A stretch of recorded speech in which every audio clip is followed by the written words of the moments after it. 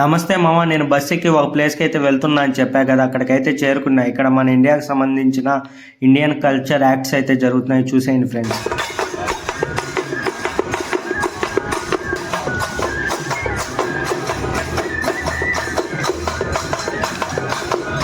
Friends, మీకు ఒక BGM వినిపిస్తుంది, ఏ మూవీలో కామెంట్ చేయండి.